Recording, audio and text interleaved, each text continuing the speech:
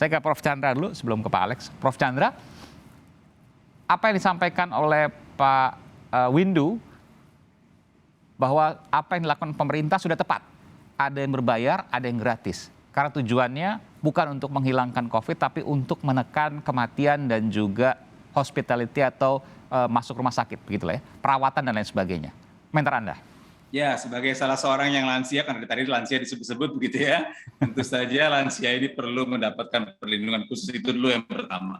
Yang kedua, yang perlu dilakukan saat ini adalah, saya kemarin baru buka data, masih ada 44% penduduk Indonesia yang belum mendapatkan vaksin memadai. Kan vaksin itu harus 2 kali. Ya. Jadi kalau belum dapat 2 kali, artinya belum dapat vaksin memadai. Dan ada 56% sampai kemarin, lansia kita yang belum mendapatkan vaksin memadai. Jadi kalau bicara prioritas, 44% itu harus dikejar cepat, 56% ini harus dikejar cepat. Karena itu bukti ilmiah sudah lengkap, bukti ilmiah sudah jelas, ketersediaan vaksin juga relatif sekarang sudah ada dibandingkan dengan beberapa bulan yang lalu. Itu poin pertama. Nah, kalau untuk booster ini ada 3 aspeknya kan. Seperti saya sampaikan tadi, kita sudah punya bukti ilmiah yang cukup yang mengatakan bahwa efikasi vaksin itu akan turun, kalau kita berikan booster efikasi akan naik lagi. Itu satu.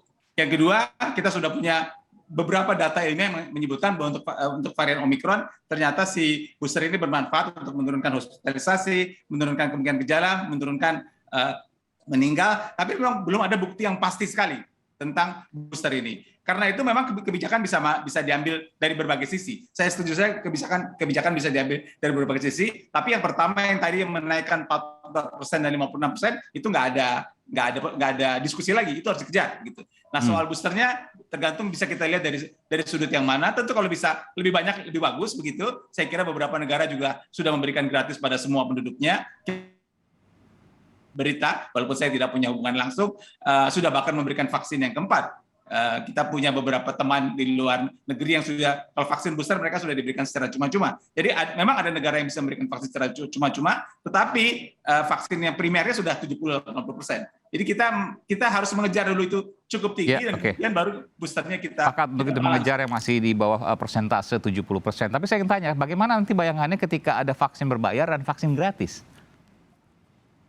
Justru itu makanya, tergantung kemana kita mau lihatnya. Kalau sudah 70% penduduk mendapat, maka vaksin booster ini menjadi bagian dari penanggulangan secara keseluruhan. Ini kan seperti yang sudah pernah kita bicarakan, ini kan persis seperti pelampung di dalam kapal ya. Kalau ada 100 orang dan 100 pelampung, maka kita seorang pakai 1 pelampung, maka kapal tenggelam semua bisa mengapung. Tapi kalau ada 5 orang mengambil pakai pelampung double, artinya ada 5 orang yang tertinggal. Jadi ada faktor itu di sini, ada faktor pemerataan di mana sebagian besar orang harus sudah mendapatkan vaksin dulu, baru kemudian booster itu digalakan. Karena effort booster kan bukan soal bayar atau tidak bayarnya semata-mata, tapi juga effort dari pemerintah untuk memasarkan booster itu secara lengkap, besar-besaran yang orang takutkan gara-gara memasarkan booster yang besar-besaran yang 44%, jadi kurang terlayani. Padahal itu yang mesti kejar yang utama. Tapi bayangannya begini, bukankah ketika nanti ada vaksin berbayar dan tidak berbayar, lalu kemudian ketika orang-orang mengambil vaksin yang gratis tapi tidak kebagian kuota, maka target untuk pemberian vaksin booster tidak akan tercapai karena harus bayar, belum tentu orang mau.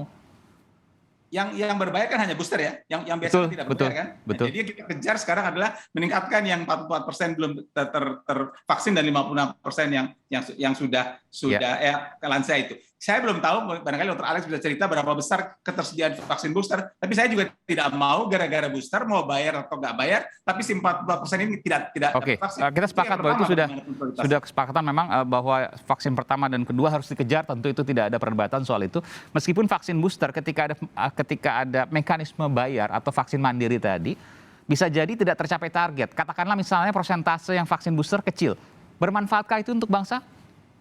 Untuk bangsa punya manfaat, tapi kembali lagi kita tidak menceritakan soal memutuskan rantai penularan. Tapi sekali lagi Mas Aiman, yang mesti kita siapkan, yang kita mesti jaga adalah jangan sampai effort memasarkan vaksin booster itu mengganggu si 44%. Itu yang isu saya. Kita sudah sepakat 44% itu harus. Tapi kalau gara-gara supaya vaksin booster tidak tercapai seperti yang Anda bilang, effortnya besar sekali, yang 44% jadi terlantar, itu tidak boleh terjadi. Itu harus jadi prioritas utama, booster juga berjalan bersama-sama. Saya ke Pak Alex. Bagaimana kemudian pemerintah atau mungkin Anda punya pendapat terkait dengan adanya vaksin booster ini yang double ya, ada yang berbayar, ada yang mandiri, maksud saya berbayar, ada yang gratis. Bagaimana kemudian pertimbangan ini diputuskan, Pak Alex? Ya, jadi kita sudah hampir setahun lebih sudah melaksanakan program vaksinasi. Diawali dengan pemberian vaksin di nakes. Setelah itu masuk kita di lansia.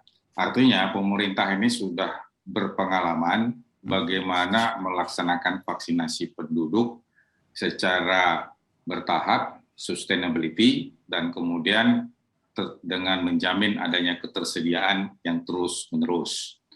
Oleh karena itu, dalam melaksanakan vaksinasi ke depan, yang merupakan bagian dari 4 strategi untuk menghadapi lonjakan ketiga, tentu ada 2 hal yang kita lihat. Pertama, vaksinasi 1 dan 2 ini menjadi PR yang harus terus kita selesaikan. Karena untuk vaksinasi pertama, hampir di atas 80%, dan yang kedua itu masih di atas 55%. Ini menjadi PR yang harus terus diselesaikan. Dan untuk ini sudah berbagai modus operandi yang sudah disiapkan, termasuk kehadiran TNI Polri, turunnya pemerintah pusat dan pemerintah daerah, dan mengikut sertakan berbagai lembaga-lembaga lainnya. Dan yang kedua, bahwa dengan dilakukannya booster, di mana tadi syaratnya di atas 18 tahun dan telah menyelesaikan 2 vaksinasi, yang terakhir minimal 6 bulan, kemudian pada daerah yang 70% vaksinasi pertama sudah diselesaikan, 60% vaksinasi kedua, itu kalau kita lihat secara gamblang itu ada 244 kabupaten kota yang sudah masuk kriteria pelaksanaan tersebut. Artinya kalau kita hitung di 244 kabupaten kota itu lebih kurang 21 juta penduduk yang masuk kategori penerima vaksin booster, di mana 21 juta penduduk itu termasuk di situ adalah lansia, dan kemudian peserta BPJS Kesehatan kelompok PBI, di mana iurannya dibayarkan oleh pemerintah, dan kemudian yang ketiga adalah kelompok rentan, seperti kelompok komorbid dan imunokompromis. Ini dulu yang harus diselesaikan tanpa meninggalkan program sebelumnya, yaitu menyelesaikan vaksinasi kedua bagi belum yang divaksinasi pertama, yang sudah menyelesaikan vaksinasi pertama, dan melakukan vaksinasi pertama bagi mereka yang belum divaksin, apapun alasannya untuk tetap dijalankan. Nah, untuk yang mandiri dengan dibiayai oleh perorangan, ini bisa oleh badan usaha, bisa dilakukan oleh rumah sakit BUMN, rumah sakit swasta, atau klinik swasta untuk kepentingan-kepentingan tertentu. Perorangan? Misalnya kepentingan untuk terjaminnya penyelenggaraan industri misalnya. Oke. Atau kunjungan, atau ada kunjungan antar tim, antar negara, atau misalnya melakukan wisata rohani. Bisa saja ini menjadi akses agar akselerasi lebih cepat dan kemudian perlindungan lebih baik. Jadi artinya kita tidak menutup semua ini menjadi vaksin program karena kepentingan dan prioritas masing-masing kelompok komunitas masyarakat berbeda-beda. Tetapi paling tidak untuk lansia, peserta BPJS Kesehatan di kelompok PBI, dan yang ketiga kelompok rentan, dan kelompok komorbid dan imunokompromis ini akan menjadi priority kalau dia sudah menyelesaikan 2 vaksinasi. Jadi vaksin mandiri ini pengertiannya bukan perorangan, tapi kelompok ya. Apakah itu oleh perusahaan atau oleh kelompok perjalanan misalnya tadi disebutkan. Bukan perorangan. Saya ingin garis bawah itu. Apakah benar Pak Alex? Ya, artinya semua aspek bisa terpenuhi karena ini adalah juga hak untuk mendapatkan vaksinasi atau booster. Misalnya kalau saya melanjutkan studi misalnya ke Denmark oleh karena mengambil S3. Ya. Kan saya harus mengambil booster juga. Oke, baik. Oke, ini contoh yang baik sekali. Mahasiswa pelajar yang pulang ke Indonesia, kemudian dia mengikuti program sandwich, misalnya, itu dia akan memungkinkan. Karena kalau dia menunggu vaksin program, kapan dia akan berangkat? Gitu. Oke, baik. Tapi untuk yang lain tentu menjadi pertanyaan. Terakhir saya ke Pak Windu. Pak Windu, kalau seandainya ada mekanisme gratis, ada mekanisme mandiri, bisa berbayar dari kelompok, PT, ataupun perorangan, apakah kemudian target vaksin booster ini bisa tidak tercapai? Dan apa jadinya kalau tidak tercapai? Vaksin booster targetnya tidak tercapai. Mungkinkah itu? Persis yang disampaikan oleh Pak Chandra. Ya, yang paling penting adalah bahwa mereka yang belum divaksinasi lengkap, ya, atau bahkan yang utama adalah yang belum divaksinasi itu harus betul-betul menjadi PR utama gitu. Betul. Ya, jadi karena tidak boleh vaksin booster ini akan membuat sebuah ketimpangan atau ketidakadilan. Ya, jadi artinya jangan karena kita sudah kemudian ke vaksin booster, ya, kemudian yang golongan yang 44% itu yang belum divaksinasi 2 dosis itu menjadi terabaikan gitu. Itu yang tidak boleh. Dan itu memunculkan bisa varian baru nanti ya, seperti yang terjadi di Afrika Selatan. Iya, betul. Itu kan karena ketimpangan kan sebetulnya. Iya. Jadi munculnya mutasi yang menghasilkan varian baru. Dan itu jangan sampai terjadi di Indonesia juga gitu. Nah, jadi artinya tetap bahwa vaksin booster itu adalah untuk mereka yang lebih prioritas. Ya, prioritas itu adalah apa? Mereka yang karena kondisinya itu berisiko tinggi untuk mengalami hospitalisasi dan kematian.